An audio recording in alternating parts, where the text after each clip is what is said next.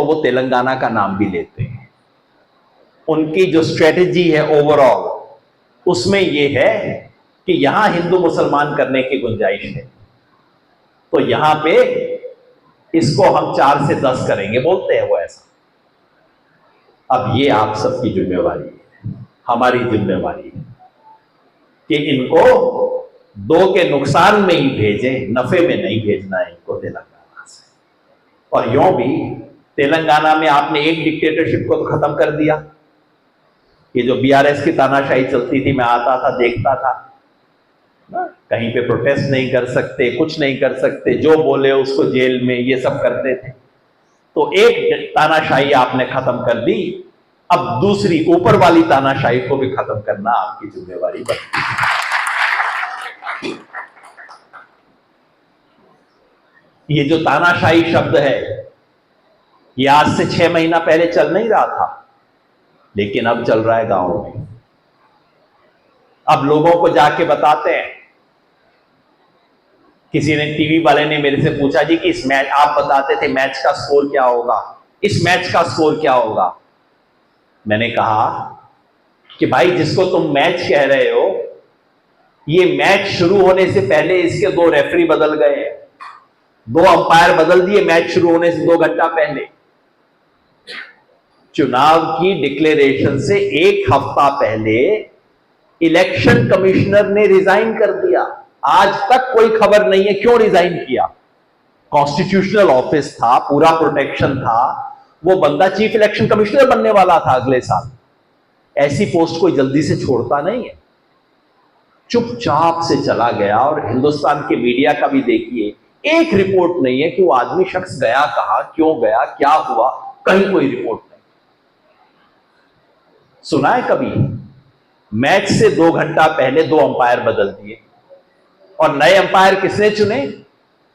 जो खेलने वाली टीम का कैप्टन है, उसने अंपायरों का चुनाव किया है।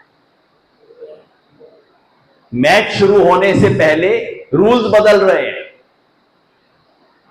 ये नियम लेके आए थे कि पीआईबी ये तय करेगी कि फेक न्यूज क्या है, यानी कि सरकार का जो महकमा है, प्रेस एंड इंफॉर्मेशन ब्यूरो, जिसका काम आजकल फेक न्यूज चलाना है, इस सरकार के बारे में रोज झूठी खबरें चलाते रहते हैं, वो बताएंगे कि आप जो बोलेंगे वो सही है कि नहीं है। This is censorship, what else is censorship? यही तो सेंसरशिप है। वो तो सुप्रीम कोर्ट ने उस पर स्टे लगा दिया है, वो रूल अभी भी खारिज नहीं हुआ है, सिर्फ स्टे लगा है अभी उस पर। तीसरा, मैच के बीच में आपने सामने वाली टीम का पानी और रसद बंद कर दिया, कांग्रेस का अकाउंट फ्रीज कर दिया, कम्युनिस्ट पार्टी का अकाउंट फ्रीज कर दिया, 30 साल पुराने इनकम टैक्स के केस खोल लिए। कभी सुना है ऐसी चीजें आपने? तो आपने सामने वाली टीम का राशन पानी रोक दिया, और उससे भी बात नहीं बनी तो सामने वाली टीम के 2 बैट्समैन निकाल के आपने बाहर निकाल दिए मैच से, कि नहीं ये ज्यादा छक्के मारता है, चलो इसको निकालो, एक सोरेन को निकालो और एक केजरीवाल को निकालो, मैच के बीच में बाहर निकाल दिया। मैंने कहा भैया, अब आप मेरे से पूछ रहे हो कि इस मैच का रिजल्ट बताओ, ये कोई मैच हो रहा है क्या इस वक्त?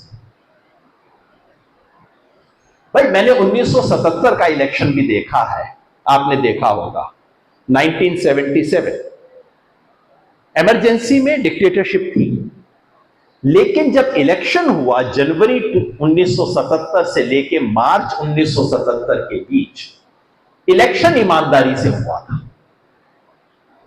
इंदिरा गांधी को कहीं गलतफहमी थी कि जीत जाऊंगी, लेकिन इलेक्शन ईमानदारी से हुआ था।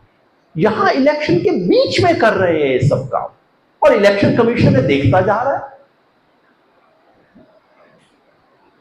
ये खबर लोगों तक पहुंचानी है, लोग समझ रहे हैं, ये बात लोग समझ रहे हैं कि भाई कल तक ये जो ईडी है, जो इनका इलेक्शन डिपार्टमेंट है बीजेपी का, ये क्या खेल कर रहा है।